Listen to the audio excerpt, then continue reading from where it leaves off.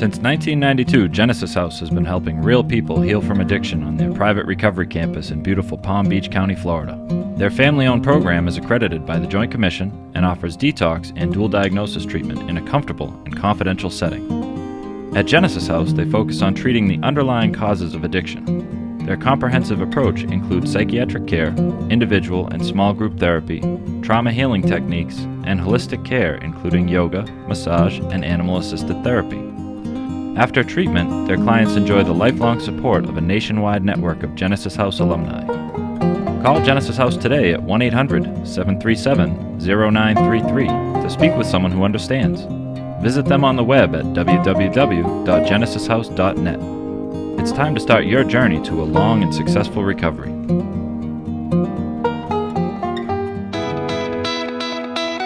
Friends in Recovery, the Addiction Recovery Podcast, presents the Friends in Recovery Saturday Shares, as they share their stories about the real issues of addiction, treatment, and recovery.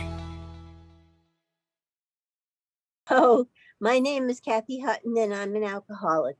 I just wanted to start off my story by telling you the beginning. And when I was little, as long as I can remember, my mother picked me out of my 5 sisters to beat with a wooden spoon. And she beat me at regular intervals whenever she decided she was angry, because I never figured out what I did wrong, although I figured out I must have done a lot of stuff wrong because she wouldn't hit me otherwise. And then, like when I had colds, if I coughed too loud, one time I hid under my covers coughing so she wouldn't hear me. And I felt whack on my butt. That surprised the shit out of me. And I grew not to trust elders very much. We used to go to this cottage in Stone Harbor to be with my grandfather for 2 weeks.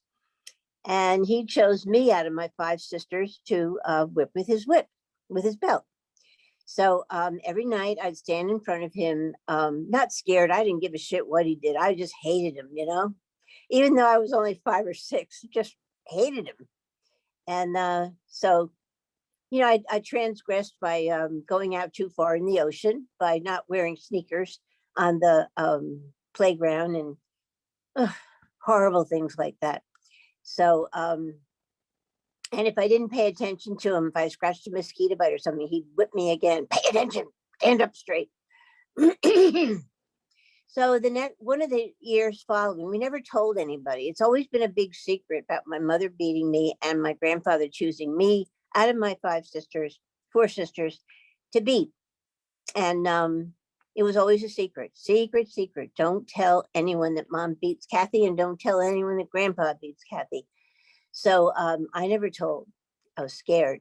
Then the last time I was supposed to go to Stone Harbor, I had a full-fledged panic attack. I think I was about 8 or something. And I didn't know what it was. I couldn't breathe at all, hardly.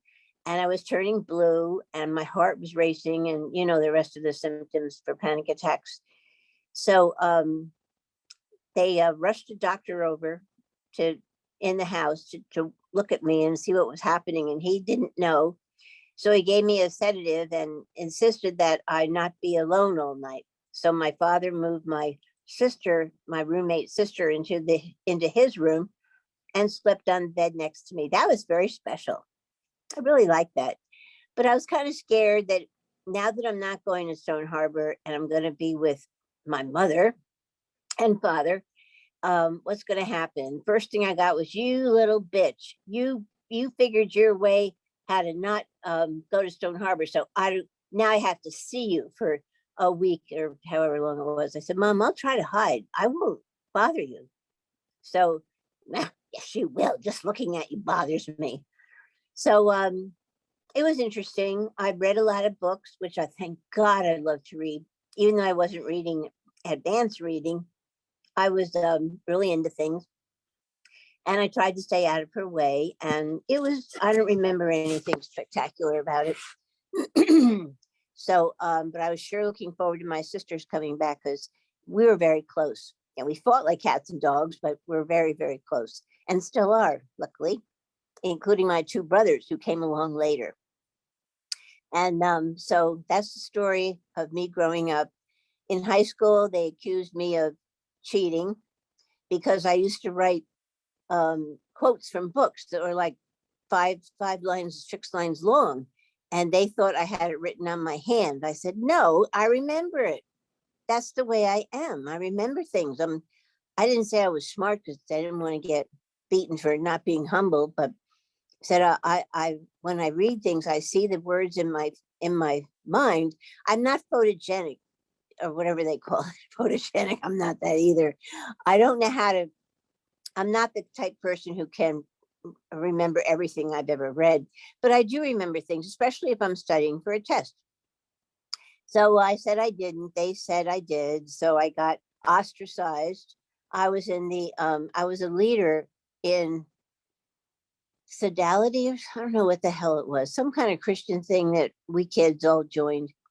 And they ostracized me, and they wouldn't let me be the president anymore. And it was just ridiculous. And then I was in a play. Luckily I was acting, and I was in a play in junior year. I had to remember every line of my part, and it was quite extensive in this play I was in. And then I thought to myself later on, I wonder if it came to them that if I could memorize a play, I can probably memorize a couple of lines in a book. But anyway, they never did. All my friends dropped me, so I had no friends in high school, and it was quite disgusting. So then I went on to college, and thank God I chose to go away. I went to Boston College because I really loved Bob Cousy, the basketball coach there, and thought, ooh, I'll be able to see him up close.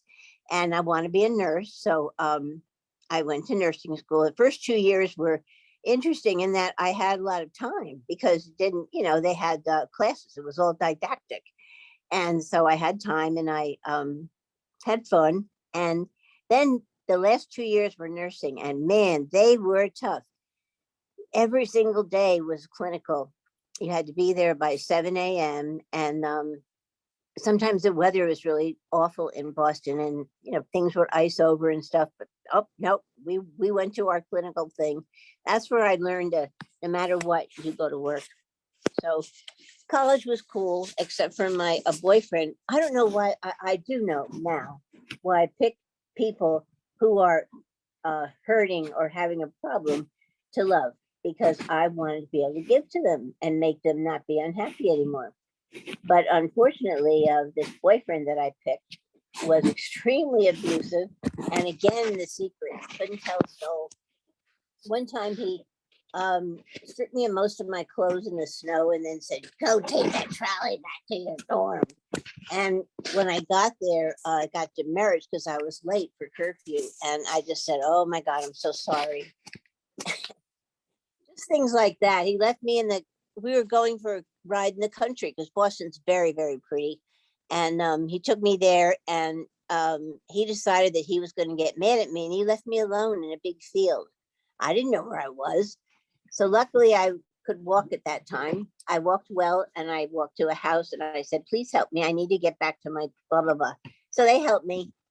And I still went out with them, guys. What can I say? I was a victim. I was not, my ego was from shit, was nowhere.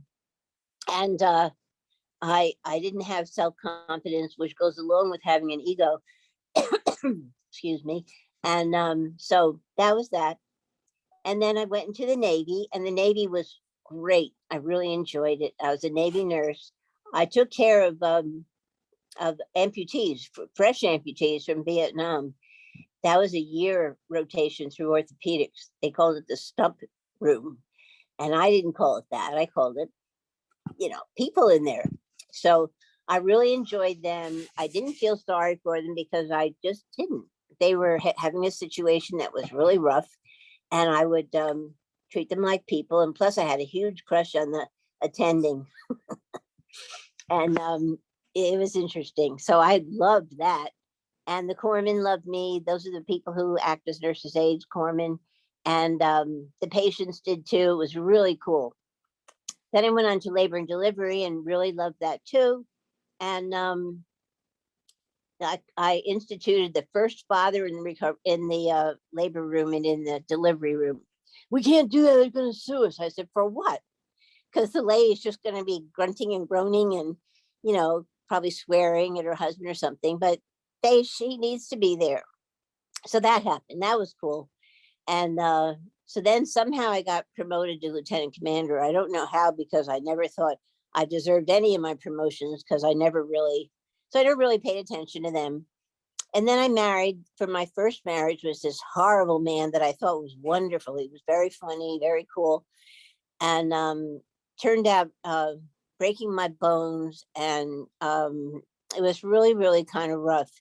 And I was still in the Navy at the time. And like I've tried to tell people, if you allow your body to be hurt in the Navy, like for instance, if you get sunburned really bad, or and they can see bruises on you or anything, that they will discipline you horribly.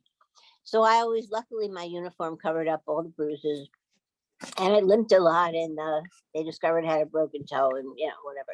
So then I got out of the Navy, because as I went higher in rank, the other lieutenant commanders and commanders started coming on to me. I couldn't believe it at first. I thought, oh my God, they're not doing this. This can't be real. I'm married, even though it was a very awful marriage. But I'm married. How can they ever do this? But they kept coming on to me. So I thought, well, this isn't too good for my ego either. Here I am with this rotten husband, and now all the women want to be my close friends. So not that I've anything against it, but I didn't happen to be that way, and it just, I hated it. So I got out of the Navy, and I decided to get my master's degree, which is something that the GI Bill paid for, so it was really cool. And then I decided to go to the Nicu, because I was always afraid when I worked labor and delivery in the Navy. I was always afraid of the babies, afraid, oh my God, what if I don't know what to do and all. So I decided to go to Nicu, so I'd always know what to do. And that was a lot of fun too. Had its moments, of course. And I was a class clown because I thought I was funny, because I always tried to be the center of attention, as we alcoholics know very well what that is like. And so it didn't ever work. And it just didn't work. I felt shitty about myself for almost the entire time I was in NICU, although you wouldn't know it from the way I acted. When I got into that clinical area, I was cool. I was tough. I was good. I was great with the babies and great with the parents. And then when I got home, it was hell on wheels again. But anyway, then I got married to this nice guy. And after a while, we drifted apart, I guess they call it. And we got divorced. Of course, I also became an alcoholic because of my disability. I was forced to go out of work way before I was ready. And like I told people, I used to sit on the couch for the first couple of months and say, why God, I know you're not supposed to say that now, but I asked him, why God, why are you taking me away from taking care of your children? And I also taught at Rutgers University. I was a full professor. And I didn't, why won't you let me teach nurses anymore? Because I really enjoy that. I taught them a lot, and I think they learned it, and da-da-da-da. So that was awful. What can I say? It was horrible. So here I am with no ego, feeling like a piece of shit because I don't have anything to do. I'm a very type A person, believe it or not. And I sat on the couch with my disabilities because I couldn't hardly walk, and started drinking. Yeah, I became a late onset alcoholic. And I started drinking at night a lot. And then I would not finish my drink, so I put it in the refrigerator. And then when I woke up in the morning, I said, oh boy, I'm here all alone. I'm lonely as hell. I hate it. So I'd say, well, I'll just have that drink that's in the refrigerator. And then it turned into drinking all day long and having multiple accidents because I was drinking. And I'm not steady on my feet even when I'm sober, but yeah, I had really bad accidents. And so I was sent to rehab. I didn't even think I was an alcoholic, of course, but I was sent to rehab, and Then at rehab, it was the meanest, most horrible place. When I hear you guys talk about Genesis House, I think, oh my God, that's like heaven compared to what I went to. I went to a military prison and it was awful. And they didn't hurt me or anything, but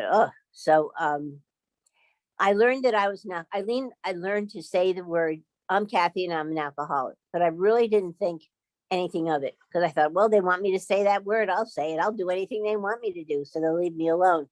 So 4 weeks later, I get home and I'm an alcoholic. And I didn't realize stupidly that I wasn't going to be able to drink on special occasions. And after I went to AA meetings, I discovered that no, you cannot even have to sip of champagne on New Year's Eve because you'll want more and more and more. And then you'll be drinking multiple bottles of stuff. So I thought, oh, wow, that's a bummer.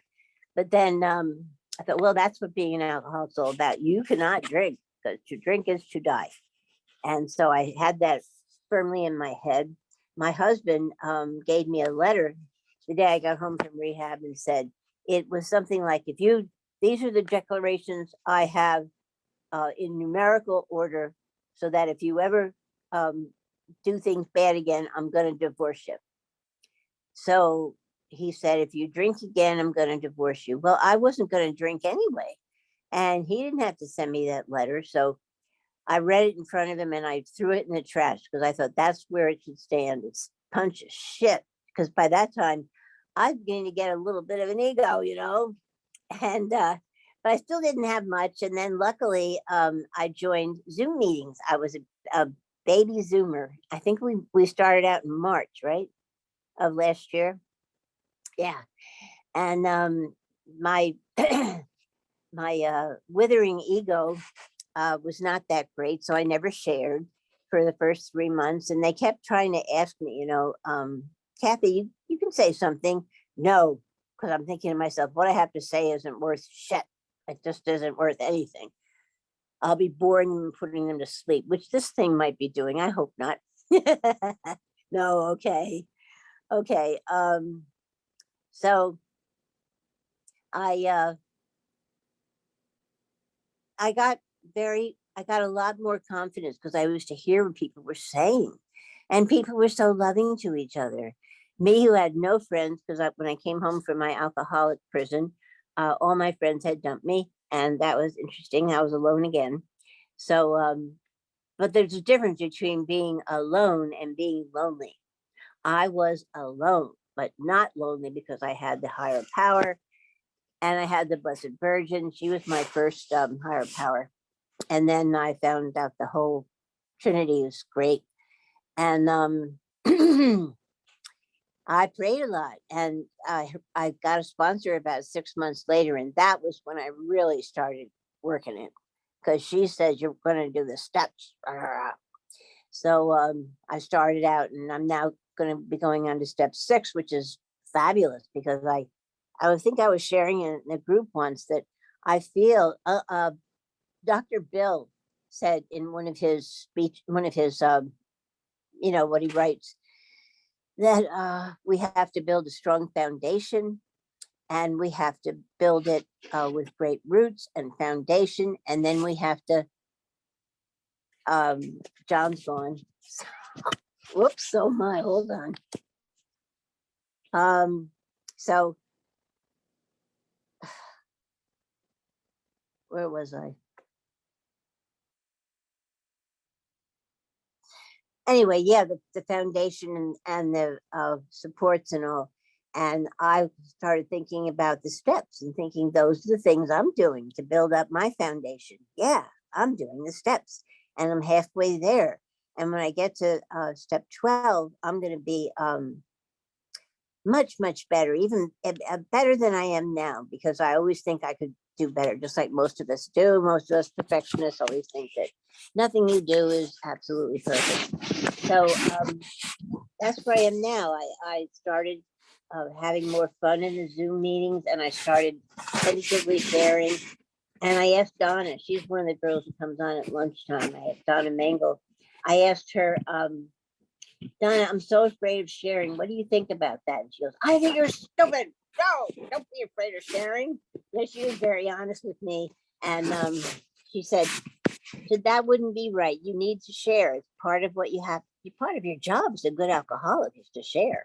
So I started sharing more and more, and I built up my confidence in it. And now I'm a leader of the Tuesday meetings. It's really cool, really cool. And so I have great friends. Ego is back, or ego has started, because I never had one until I became an alcoholic. And that's why I'm so lucky that I became an alcoholic, because I finally had my life changed. And I developed, such wonderful people, and I felt so good. My deep depression and anxiety had lessened, although sometimes I noticed lately, I've been clean 2.5 years, I noticed that drinking comes into my head sometimes, probably because I'm in so much pain, because I've been overdoing in the garden. And so I just said, well, even though the thought comes up, cancel that thought. So I do. And it goes away, thank the Lord. And so then I try to not do so much outdoors because it's ridiculous.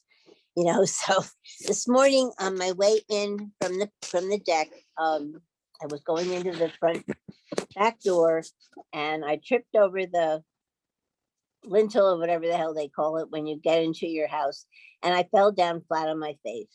And I thought, oh my God, it's been so long since I've fallen down. This really sucks. And the dog came over and licked me and cried. So, Cop Dylan, I'll be okay. And so after about 15 minutes, I got enough courage to sit up and then climb up. And the only thing that really hurts me is my big toe, which is now turning purple black. So maybe I'll go to urgent care tomorrow and maybe get an x-ray. I don't know. But anyway, so now I'm a lucky alcoholic, recovering and working hard and doing the do, as Ed says, not trying, but doing. And I appreciate all you people listening to my story. Over and out. Pass. That concludes this episode of Friends in Recovery Saturday Shares.